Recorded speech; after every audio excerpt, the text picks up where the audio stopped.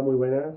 Eh, Hoy mi idea es explicaros cómo escribir un artículo científico de una forma fácil. O sea, mi idea es que por lo menos estructuralmente sepáis que escribir un texto para un artículo científico no es muy complicado, ¿vale?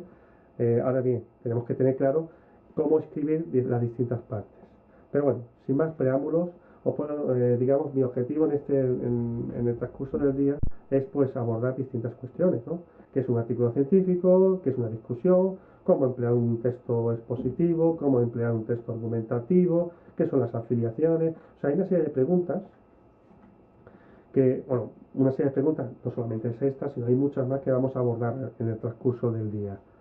El caso es que, bueno, si hablamos de artículo científico, ¿qué es un artículo científico? Pues no deja de ser un texto en el cual evidenciamos ideas o reflexiones novedosas y argumentadas, en el cual comunicamos a la comunidad científica nuestros logros. ¿Cuál es la causa de su éxito?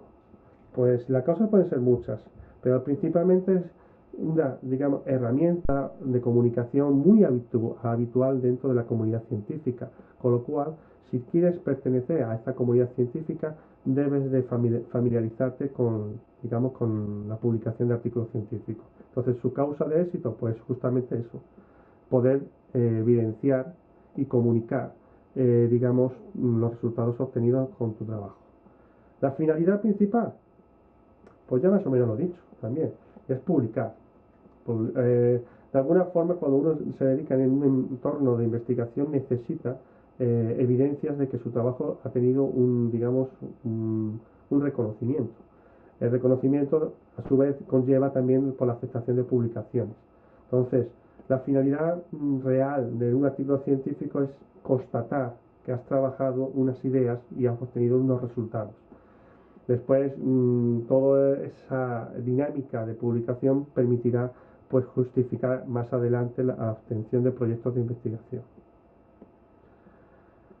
Eh, para un alumno que esté realizando, digamos, por primera vez en un entorno universitario textos, pues está habituado a escribir textos narrativos, textos argumentativos, textos descriptivos y textos expositivos.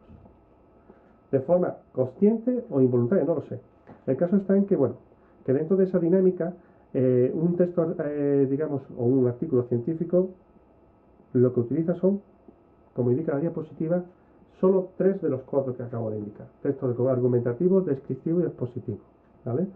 Dentro de lo que es descriptivo, pues aquí os pongo un poco en resumen las características de un texto descriptivo. No es la finalidad de hoy. Principalmente descriptivo lo que indica o lo que nos cuenta es cómo son las personas, los objetos, los lugares o los procedimientos, ¿vale? Aquí os pongo en la diapositiva pues las distintas características de un texto descriptivo. El argumentativo lo que intenta es defender las ideas, las propuestas, convencer al lector, básicamente.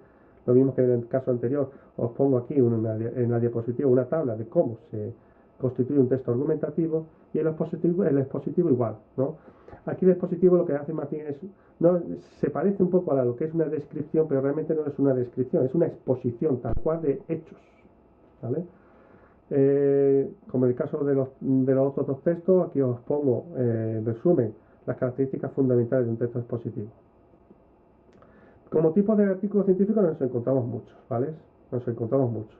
El principal y el que más nos interesa es a los artículos regulares, en el cual pues va a tener unas partes muy características: título, autor, afiliación, resumen, palabra, introducción, material, método, resultado, discusión, contenido, conclusiones, agradecimientos, referencias y apéndices. Dentro de un artículo nos podemos encontrar pues en las distintas partes, ¿no? Como os comentaba. En esta tabla podemos ver que, bueno, en el margen de la izquierda de la tabla vemos las distintas partes principales de un artículo científico. Pues dentro de esas partes, resumen, introducción, material, método, resultado, discusión, conclusiones y agradecimientos, podemos ver, digamos, en qué momento vamos a utilizar los textos que hemos dicho anteriormente: textos argumentativos, textos descriptivos o texto expositivo. Dentro de lo que se resume, ¿cuál es la finalidad de un resumen? Es nuestra carta de presentación de un artículo.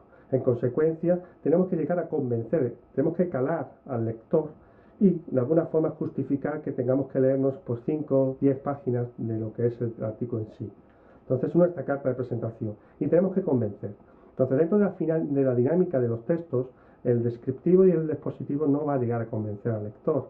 El dispositivo va a exponer una serie de hechos, el descriptivo va a describir, digamos, algunas evidencias, pero poco más.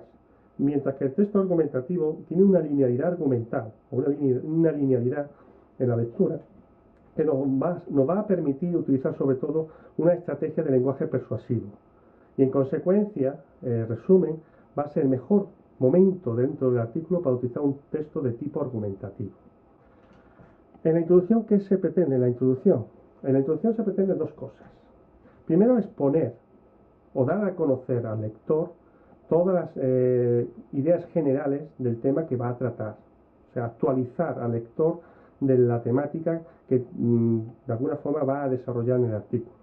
Entonces, si lo que va a hacer es actualizar al lector, lo que necesita es exponer una serie de hechos, de evidencias. Con lo cual, para hacer una exposición de los hechos o de las evidencias de alguna temática concreta, si hablamos, por ejemplo, de una enfermedad, pues tenemos que actualizar al lector de lo que se conoce de esa enfermedad, etcétera, etcétera, etcétera. Con lo cual, en la sección de introducción lo que vamos a utilizar es un texto expositivo, en el cual vamos a describir poco a poco las evidencias o las informaciones que nos interesa que el lector conozca. Pero al final de esa exposición vamos a intentar justificar por qué nuestro trabajo es necesario. Y es más, de alguna forma va a enriquecer, digamos, nuestra exposición de resultados en el artículo. Con lo cual, al final de la introducción lo que vamos a utilizar es un texto argumentativo, en el cual vamos a introducir nuestros objetivos dentro del artículo y justificarlo, ¿vale? Entonces, estructuralmente hablando, en la introducción encontraremos inicialmente un texto expositivo y acabaremos con un texto argumentativo.